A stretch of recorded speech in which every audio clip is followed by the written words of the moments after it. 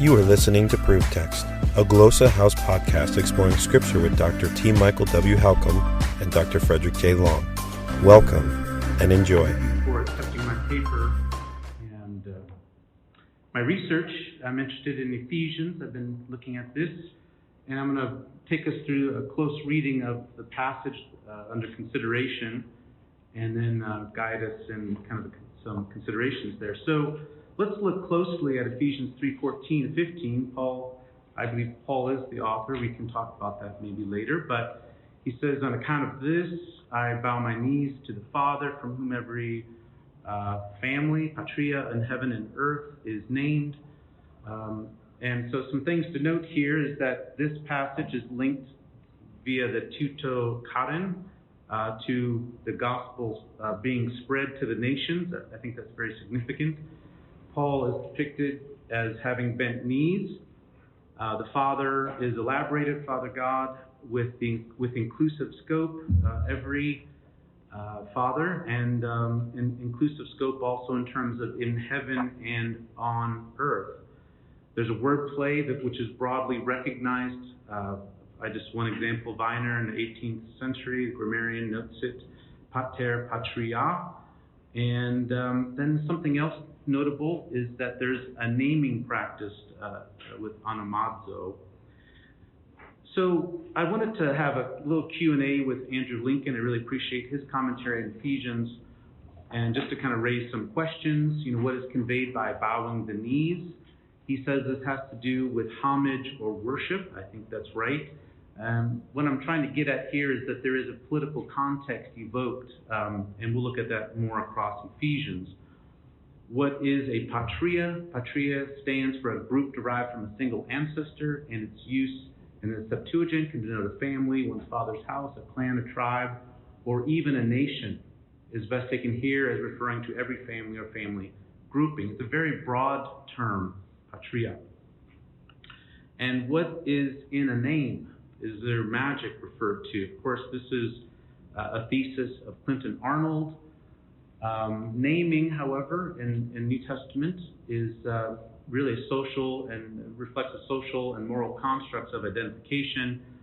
And I might suggest that in Ephesians, it's not a magical context, but an onomastic context of honoring the emperors and their family members. So argues Lincoln, the notion that all such family groupings, heavenly and earthly, derive their name from the Father not only underlies the play on words, but also evokes some of the OT connotations of naming in terms of exercising dominion over or even bringing into existence.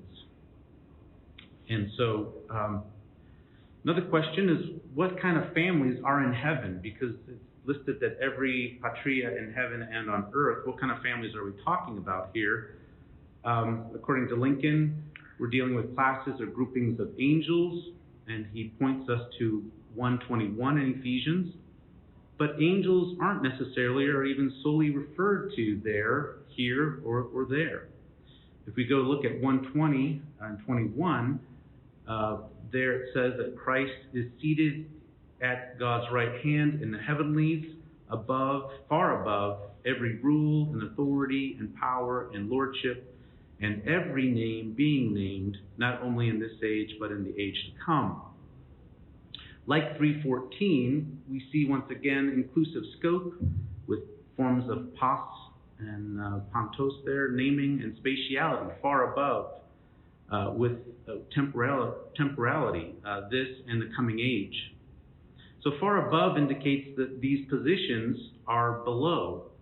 But how far below? Are we talking like below in heaven, or might it be even further below on earth? We need to interpret and not just assert that this refers to angels. And who are these rulers and power? It's important that we understand that Paul is concerned that the gospel is revealing a certain understanding of who God is.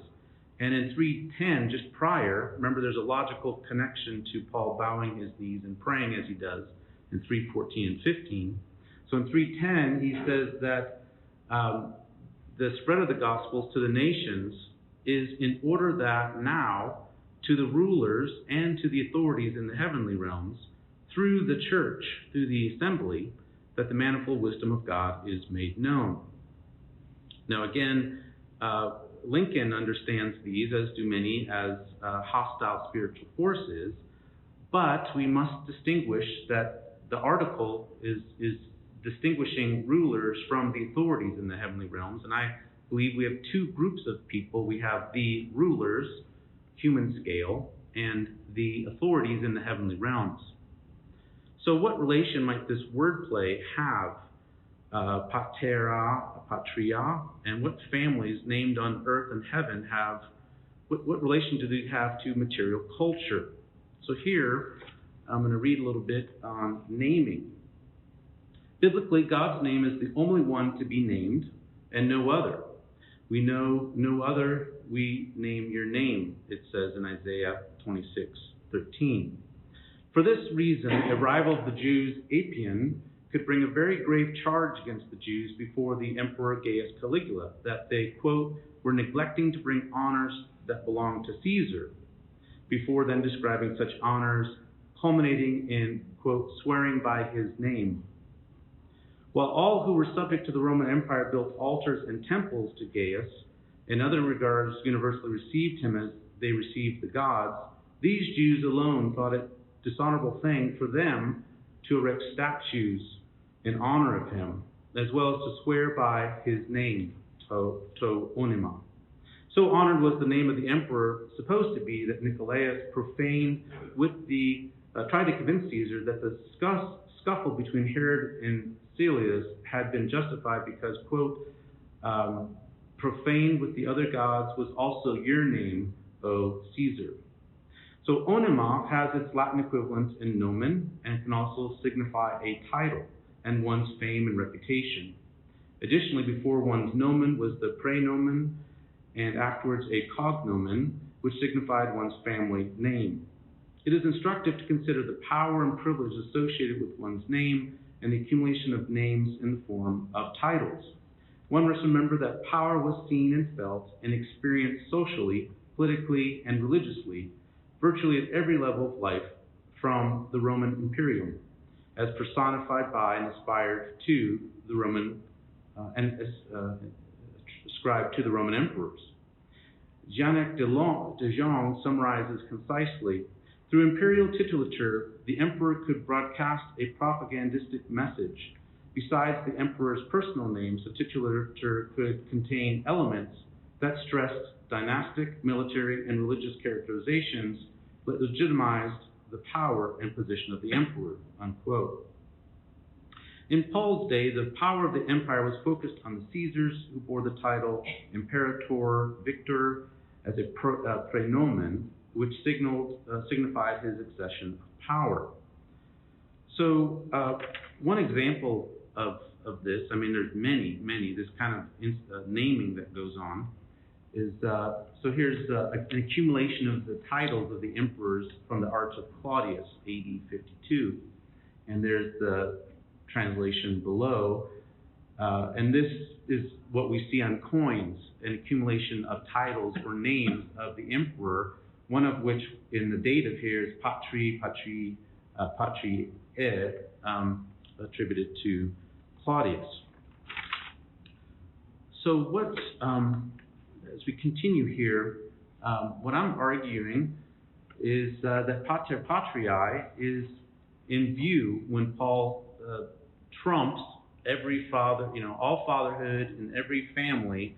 It subordinates even the Patriae title. Now, this title was a favorite of Augustus's, coming listed last in his res gestae, out of chronological order. So it's it's an amazing piece of propaganda to read. So here's my structural understanding of that. And after Augustus, it's basically accepted by all the other emperors, Tiberius accepted, who didn't want to receive that honor. Now, in coinage, it starts as pater or patriae, and then it gets abbreviated as PP. And so, although, and I think this is an important point, maybe anticipating a criticism, in inscriptions, the Latin word is often rendered by patris, not by patria. But I think patria has a broader scope of reference and is strategic and actually sounds closer to the pater patriae in Paul's use in context. So here's some examples of coinage with it, and this represents some older research. I want to talk a little bit about methodology and how to access coins, but you can see I went to Coin Archives. This is from a presentation about 10 years ago, pulling that, and numismatics. I was glad to see Rosemary citing them kind of similarly. So here's examples of that in different coinage. Pater Patriae. And so sometimes it's just simply as a PP. So it starts out usually written in full and then starts to become abbreviated. And so with Nero, so I've been kind of tracking the coinage through Augustus through Nero here.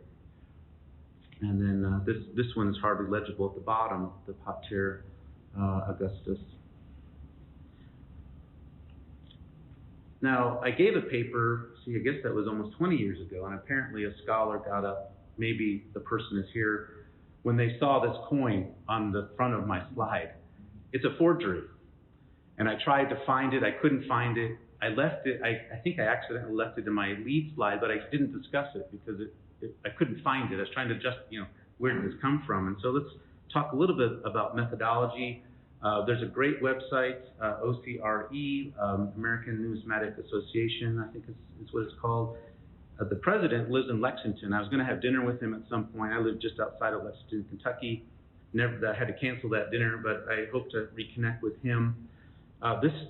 These are screenshots from searching on my phone. It is very easy to search, and I'm just kind of showing you some of the ways you can specify your search and full text and different types, legend. So I put in pater, and these are showing some of the results of that search. So very accessible, very easy to do from my phone. Obviously, in the computer, it would be even easier.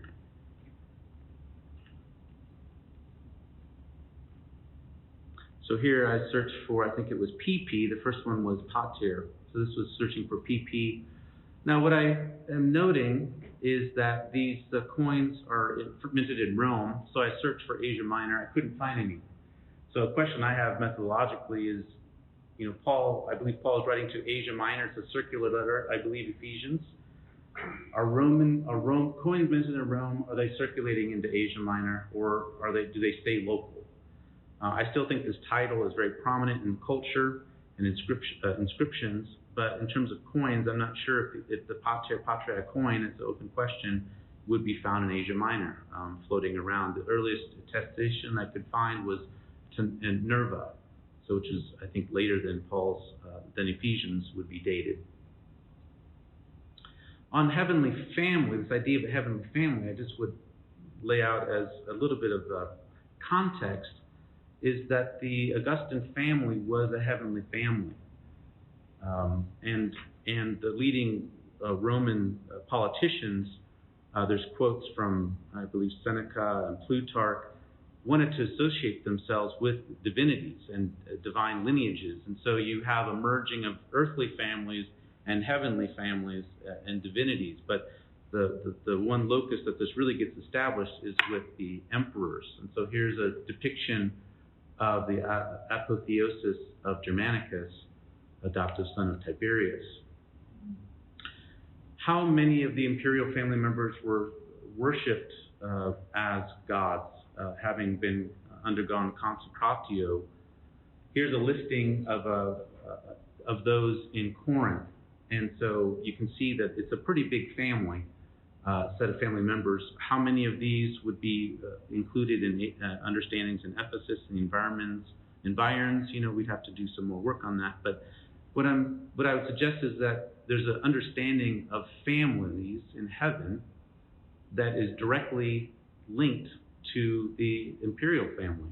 So here's the Gemma Augustea, probably with a couple deceased family members in the heavenly realms next to Augustus and the personified Roma. And the great cameo of France, this, we don't know exactly when this is dated, but the first two tiers are showing the Augustan family, with the Divus Augustus at the very top, seated, and then you have different layers of the family. So the family to belong to, the big family, would be the Augustan family, is what I would argue. So Augustan cults, some maybe things to consider methodologically is I think we need to pay attention to prominence devices in the biblical material. So when I first looked at my passage, I was trying to pay attention what's being stressed there through quantitative emphasis, pos, every family in heaven and on earth. That's a very broad scope. And so by affirming God as Father and the Father for whom every family, that certainly has to include the divine family of Augustus. We need to consider the intertextuality of allusion.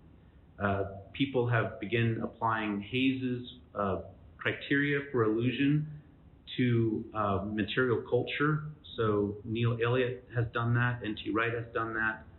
I've expanded that criteria in my own work, building off of Vernon Robbins' understanding of intertexture, so we can begin researching material culture, and I'll share those criteria in just a little bit.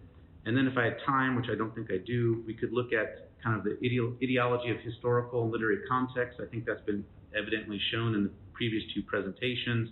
Across Ephesians, it is full of political topoi, and that provides a means for me to continue to wonder and propose that Patriae title is being subverted in what Paul is saying in 3:14 to 15.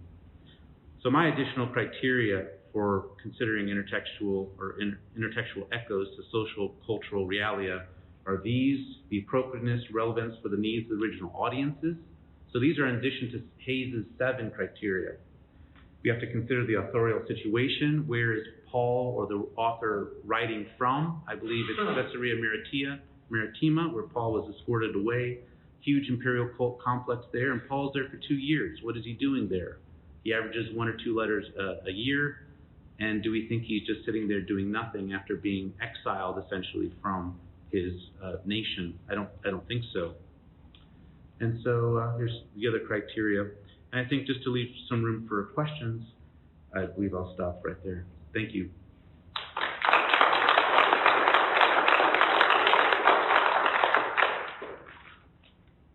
All right. We've got some time for some questions.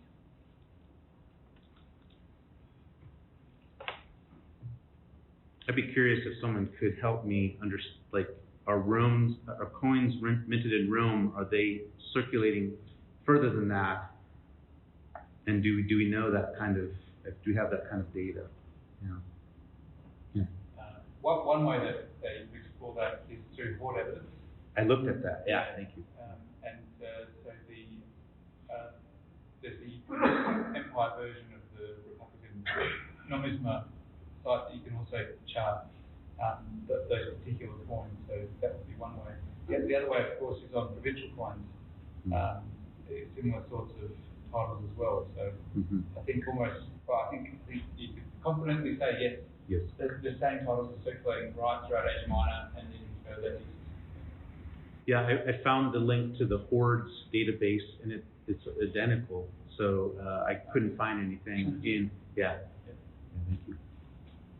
I think this question is for your paper and other papers as well. Given the literacy rates of people in the first century, are they able to read and decipher the titles? And is there a difference between writing out the word pater and having it be abbreviated as PP? And does that become like a recognizable symbol that's not necessarily read as words, but something that stands for something else? So just comment on the literacy of the titles.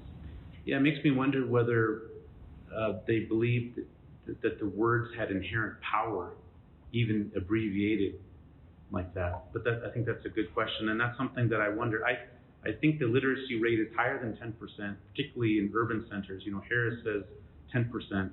I think it must be higher than that, particularly in urban centers, much higher. And people will say, well, the slaves did the writing, you know, the amanuenses and that, of business transactions and that. But I think if I were a owner, I would want to know what was being written, you know. And I think there's depictions. I think there's a lot more reading going on than as Harris would have us understand. I think there's different kinds of literacy. But as far as coin literacy, I mean, I think it's interesting, you know, that Jesus says whose inscription is on it and whose image, and that is telling for me of a denarius. Yeah. What's your all's view on literacy of coin? Well, and I'm like you guys, the Jesus narrative, when he brings out, when the coin is brought out, it's always intrigued me that it specifically, it's not just whose image, but it's almost like you can interpret the inscriptional evidence also. I've always found that very interesting. We always kind of skip just to the image. I do think the images are probably the most prominent thing that people relate to. I've seen it compared to the sense that people who are going down in the frontier times, and they're going down the street, you see an eye and you know it's an optimist, and you see a tooth and you know it's a dentist. I think some of the images are what really resonate with the individuals, but I do think there is a sense that there is a literacy for some of the inscriptions, at least for some of the folks, if not not for all. Could I respond to just a thought? I mean, dynasties are not anything we really think of today unless you're in North Korea or something like that, or perhaps in the UK.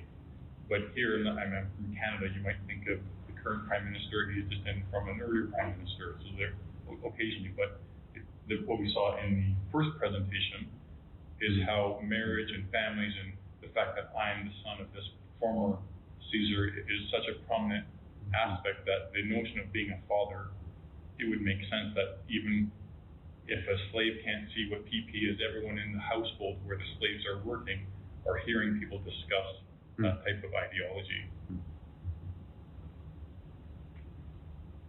I think it's an interesting point about literacy, so thank you for that point. But I mean, I don't know that a lot of people in the room are wearing Chanel today, but among a certain group of people who are not typically all that literate, the interlocking CC says Chanel to everyone. Gucci, you know, those kind of things have very strong logos, and I think PP might function more like a logo. That's helpful. Yeah. An apology to the Chanel wearers. David? You know I love imperial connection between New Testament texts. But. And why have you? Yeah. No, I do.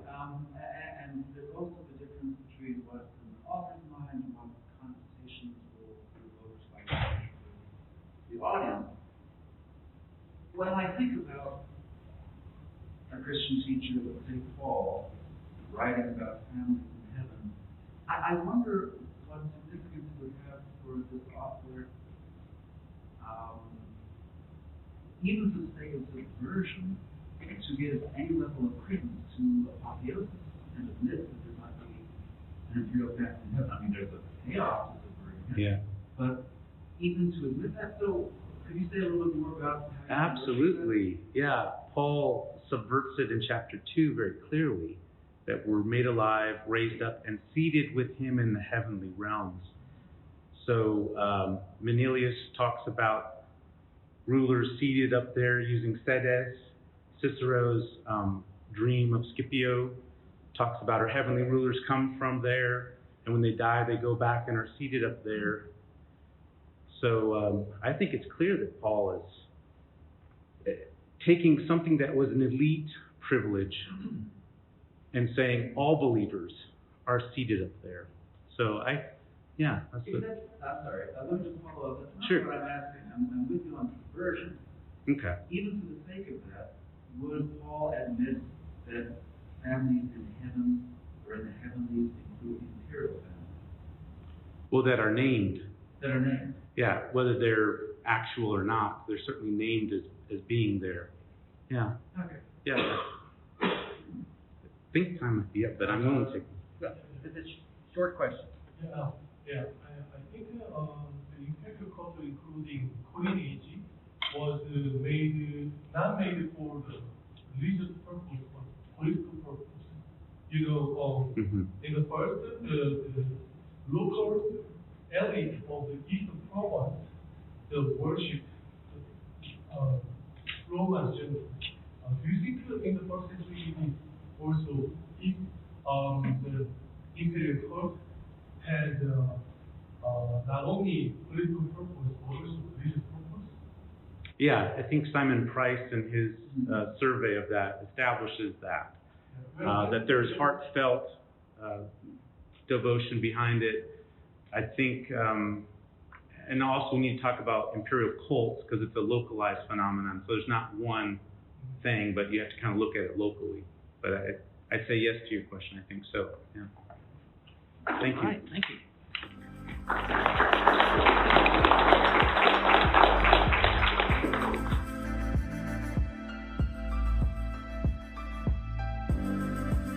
Looking for creative ways to launch your biblical language studies to the next level? We here at Glossa House create resources with you in mind. We've created a stock of innovative and cutting-edge audio, video, digital, and print resources to help you reach your language goals. Visit glossahouse.com to find what you've been looking for. Glossa House, language resources for the global community.